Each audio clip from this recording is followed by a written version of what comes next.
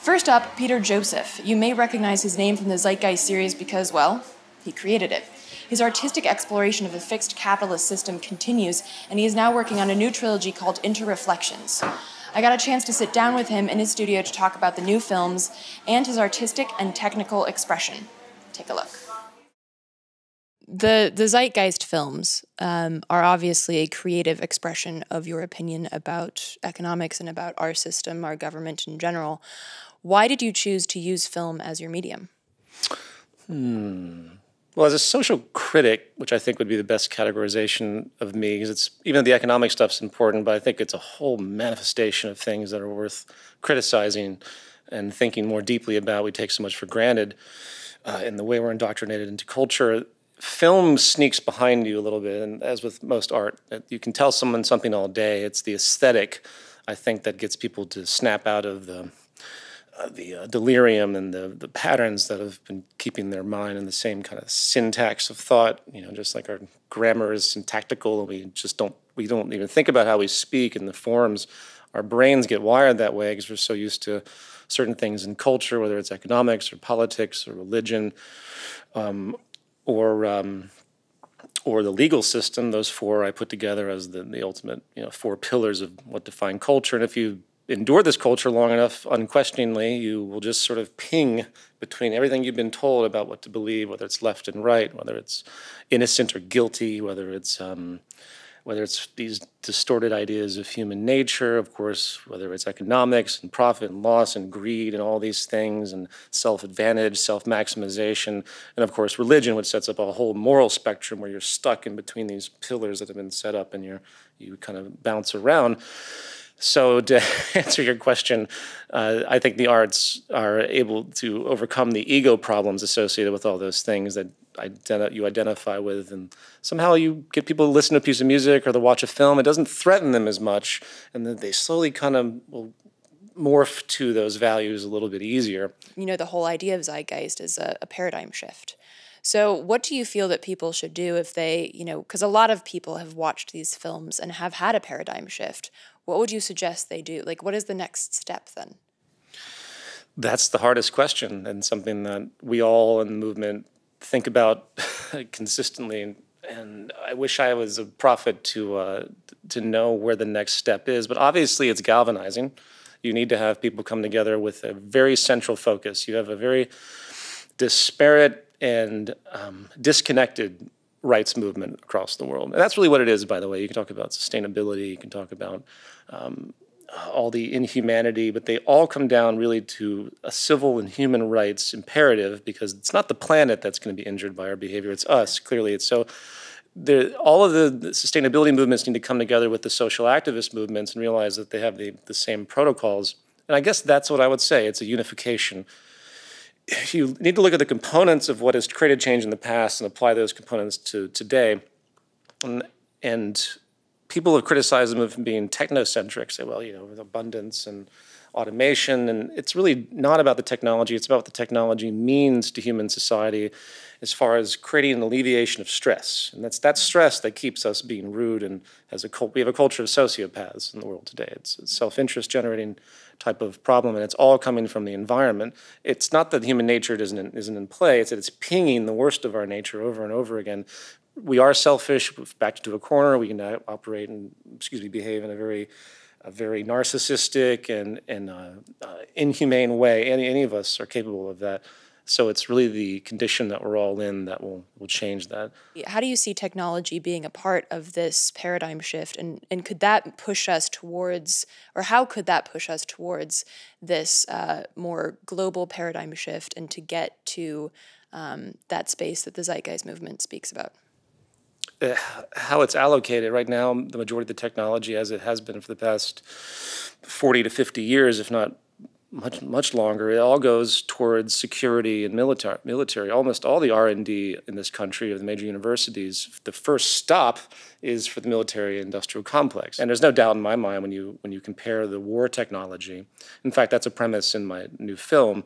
When you take the war technology and if you just simply look at what the capacity is and the efficiency, and then you were able to apply that same energy to things that would actually create livingry, in the words of Fuller, weaponry versus livingry, then you clearly could alleviate the vast majority of stress. And the application of technology for the absolute wrong reasons is one of the most core characteristics of the U.S. You're going to have a new presidential election. They're going to spend hundreds of billions of dollars on this stuff over the course of time, over the course of the 4 years, when you put in the congressional things and everything else.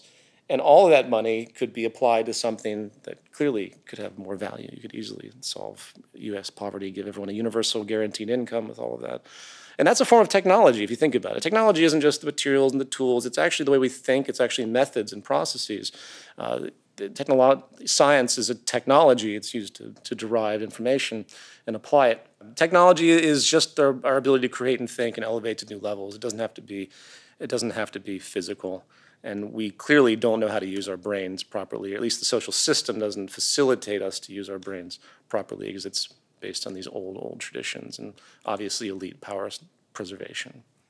Right, and of course the education system only speaks to that concept of the continuous dumbing down. We're not getting smarter, we're being asked to get dumber and dumber. So you mentioned your new film, Interreflections. Talk a little bit about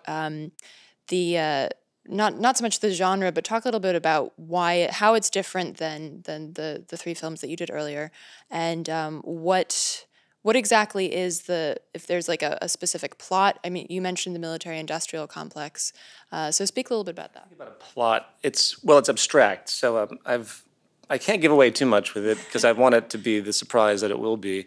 But it's a multi-genre work. It's going to combine concepts of documentary, concept of satire, comedy, even a strange element of horror and thriller. It kind of comes out of left field. It's sort of like a David Lynch-y approach, but not as blatantly abstract. By the end of the film and by the end of the trilogy, you're going to be set up with a number of interpretive elements that hopefully will not only have its kind of core average logic by the end, but also will inspire all sorts of different things in the minds of people. That's what I appreciate about the arts, is that everyone gives a different interpretation.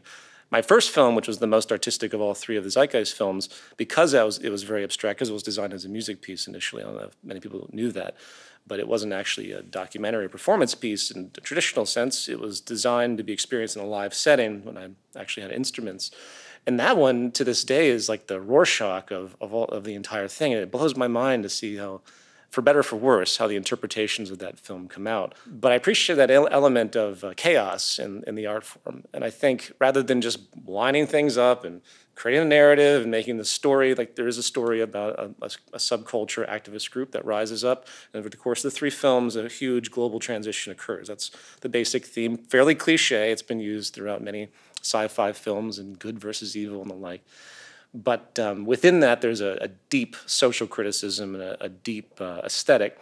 And ideally, it's going to work just as I said before. It's going to work as an inspiration piece, as a social criticism piece, and also as a technical piece. There are certain elements in the film trilogy as a whole, because it's going to be approached as such, that do show people exactly how things could work in the future. It will work on multiple levels. I think people will see it and the most foundational level, where people have no familiarity with the concepts, they'll be able to get it, and then there will be a really deep level that will be full of extremely important content and social criticism that will work for the more veteran kind of zeitgeister, if you will, I suppose. I don't know. So it's suggestive, but there's also, like you said, in the first Zeitgeist film, are you sort of coming back to that very artistic foundation? I realized that there's still something about that first film that it has nothing to do with the actual content. It's the way it's designed. It's the subjectiveness. It's the fast pace of it. It's the mixed genre element where it sort of inches into your critical capacities, where you're not quite sure what you're supposed to be thinking and why. And I think that's important. Will it be released in a similar fashion to the Zeitgeist films? Released in stages. Because the underground, you tend to preach to the choir on the internet. If I release something just on the internet, there's a loss of media coverage, first of all, unless it's a super huge viral thing. But even then, it's more of a blip, because viral media is so big now, so common. This will go to a theatrical release first, and then it will go to a VOD release, and then once I'm confident that I can actually make the other two films financially, then it will be released completely for free and just just the floodgates will be open for that. And going back to the larger point, if you don't put it out in a mainstream way, the mainstream doesn't see it. Not to say I'm validating the mainstream, but it's the tree falling in the forest problem. It doesn't really, you have to somehow be able to rattle this thing where it can catch hold in a pop culture way. For more information on Peter and his upcoming project, check out innerreflectionsmovie.com and peterjoseph.info.